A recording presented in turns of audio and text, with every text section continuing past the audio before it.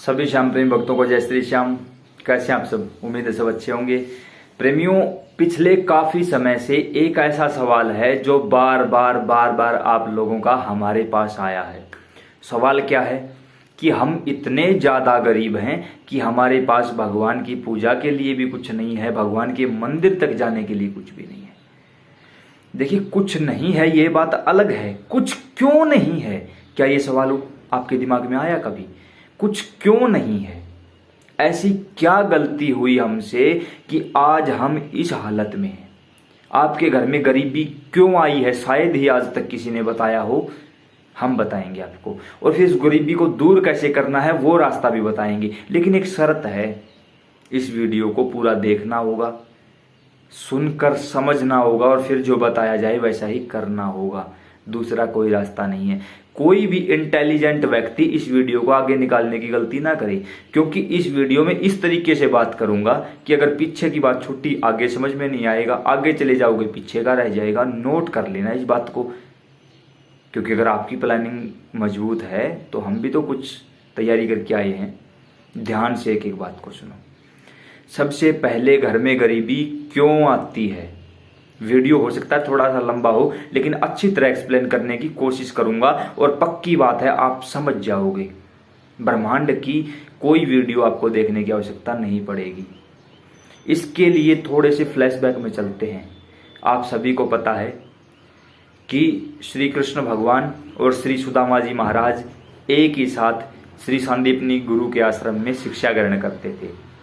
उस समय वहां गुरुजनों ने आदेश दिया कि दोनों जाओ, वन से लकड़ियां यानी कि समीधा इकट्ठी करके लेकर आओ हवन करने के लिए। जाने लगे तो गुरु माता ने उनको चने दिए थे, 2 मुट्ठी चने, कि अगर भूख लगे तो खा लेना। दोनों वन में पहुंचे, लकड़ियां इकट्ठे कर रहे थे। उसी समय बरसात हुई, दोनों अलग अलग पेड़ों पे चढ़े। सुदामा जी महाराज को भूख लगी तो उन्होंने सोचा कि मैं मेरे हिस्से के चने खा लेता हूँ और कृष्णा के दे दूंगा बाद में। लेकिन आप लोगों को पता होगा कि देखा भी होगा आप लोगों ने कई बार कि जब हमें भूख लगती है, मानो भूख 2 रोटी की है, 1 रोटी खाई तो वो भूख शांत नहीं होती, वो और ज्यादा भड़क उठती है कि नहीं अब तो हमें पूरा भोजन चाहिए। वही हाल सुदामा जी महाराज के साथ हुआ। उन्होंने देखा कि अब क्या करूं, भूख तो ज्यादा लगी हुई है। तब उन्होंने एक सवाल किया कि कृष्णा तो राजा का लड़का है, ये तो चने नहीं खाता होगा, ये तो 56 भोग लगाने वाला है, चलो इसके हिस्से की मैं खा लेता हूं। सवाल भी खुद का, जवाब भी खुद का। और यही आज हम लोगों के साथ हो रहा है। हम अपने आप से सवाल बना लेते हैं, अपने आप ही जवाब दे लेते हैं। बस सुदामा जी महाराज ने चने खा लिए, मतलब किसी का हक खा लिया। आपके घर में भी आज वही कंडीशन है। अगर आप गरीब हो, ध्यान रहे, आगे इसका उपाय भी बताऊंगा, लेकिन बने रहना होगा वीडियो के साथ। अब अगर आपके साथ भी यही सिचुएशन है, अगर आप गरीब हो, आपके घर में गरीबी है, तो इसका एक ही कारण है, आपने किसी का हक खाया है। अगर आप थोड़े से इंटेलिजेंट हो तो यहां आपके दिमाग में इस समय एक सवाल उठ रहा होगा कि जो बच्चे अभी पैदा हुए हैं वो गरीब क्यों हैं, उनके घर में गरीबी क्यों है, या वो गरीब घर में क्यों पैदा हुए हैं? क्योंकि उन्होंने अभी तक ना तो किसी का हक खाया है, ना ही कोई कर्म किया है, ना ही कोई गंदा कर्म किया है, तो उनके यहाँ गरीबी क्यों? अगर नहीं उठा हो तो भी हम अपनी तरफ से इस सवाल को ऐड कर रहे हैं। पता है क्यों? उनका क्या दोष है? उनके माँ बाप ने खाया है। उनका दोष ये है कि उनके माँ बाप ने किसी का हक खाया है, और ये हक आपको ही नहीं, आने वाली आपकी 3 पीढ़ियों को परेशान करेगा। 3 ही पीढ़ियों को क्यों करेगा पता है? क्योंकि चौथी पीढ़ी आपकी नहीं होगी। केवल 3 पीढ़ियों में आपके घर का सर्वनाश हो जाएगा, सब कुछ खत्म हो जाएगा। आपका नाम हमेशा के लिए किसी ताले में बंद कर दिया जाएगा। बस किसी का हक खाने वाला 3 पीढ़ियों से ज्यादा नहीं चल सकता। वो अब आपकी मर्जी है। आप हमें मत बताइए, किसी और को मत बताइए, लेकिन जिस समय आप इस वीडियो को देखें उसके बाद बैठकर आराम से सोचना कि हमने किसका हक खाया है। क्योंकि आज भाई भाई का हक खाया है। ये नहीं कि आज ही हो रहा, नहीं, सदियों से चलता आ रहा है ये सब कुछ। भाई ने भाई का हक खाया है, माँ बाप का खाया है, बहन का खाया है, दोस्तों का खाया है, किसी रिश्तेदार का खाया है, लेकिन खाया जरूर है। अगर खाया है तो किसी को मत बताओ। और ये भी नहीं कि किसी को बताओगे या किसी पंडित के पास जाओगे, किसी तांत्रिक के पास जाओगे। नहीं बेटे, नहीं नहीं नहीं। क्या करना होगा, ध्यान से सुनो। जब सुदामा जी महाराज के पास खाने के लिए कुछ नहीं था, तब उनकी घरवाली ने कहा कि आप दुनिया से क्यों मांगते हो, आप स्वयं श्री कृष्ण भगवान से मांगिए। तब सुदामा जी महाराज ने कहा कि उन्हें भेंट देने के लिए मेरे पास कुछ भी नहीं है, कैसे जाऊं उनके पास। तब उनकी घरवाली 3 मुट्ठी चावल लेकर आई थी, मांग कर, खुद के नहीं थे, मांग कर लेकर सुदामा जी महाराज पहुंचे। श्री कृष्ण भगवान ने पूछा कि क्या भाभी जी ने मेरे लिए कोई उपहार भेजा है। सुदामा जी महाराज सकुचा गए कि जो 56 भोग लगाता है, क्या वो चावल का भोग लगाएगा। वही सवाल कि राजा का लड़का चने कैसे खा सकता है। लेकिन अब श्री कृष्ण भगवान समझ चुके थे।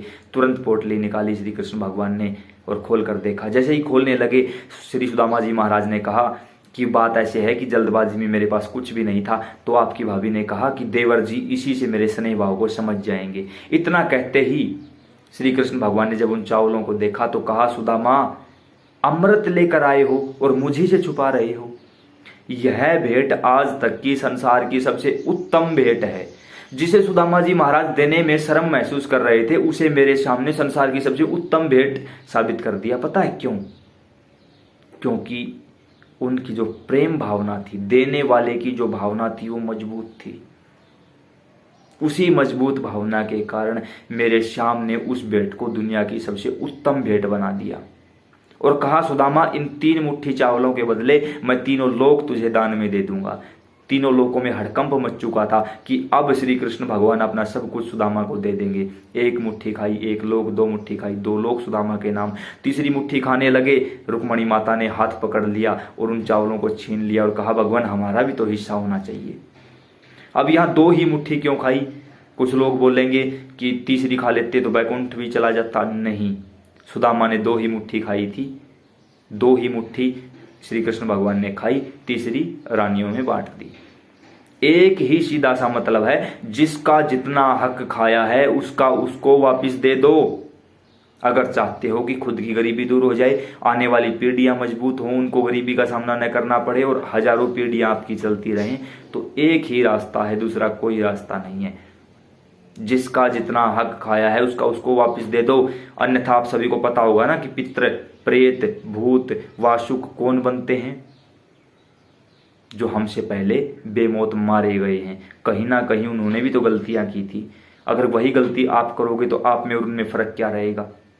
कुछ लोग समझते हैं गरीबी से परेशान हूं, आत्महत्या कर लेता हूं। प्रेत की योनि में जाओगे, भूत की योनि में जाओगे, यहां इस समय कष्ट नहीं होता, वहां इतना ज्यादा कष्ट होगा कि वहां कुछ कर भी नहीं पाओगे। बताते ना आपके घर में पितृ दोष है। क्यों है? क्योंकि आपके पितृ वहां परेशान हैं। उनसे भी कोई गलती हुई थी जो वो पितृलोक में फंस चुके हैं। अरे सबसे उत्तम है मानव जन्म, इसलिए नहीं आए हो कि पढ़ाई करोगे, नौकरी करोगे, शादी करोगे, बच्चे करोगे और फिर मर जाओगे। ये काम तो पशु पक्षी भी करते हो, आप पशु पक्षी नहीं हो। और ये बातें ज्ञान देने की आपको आवश्यकता नहीं है। आपको सब लोग समझदार हो, वेल एजुकेटेड हो, पढ़े लिखे हो, पता है आप लोगों को। आज से अभी से एक नियम बनाओ, जिसका जो खाया है दे दो। वो भी हाथ जोड़कर देना पड़ेगा, ऐसे नहीं माफी मांगकर।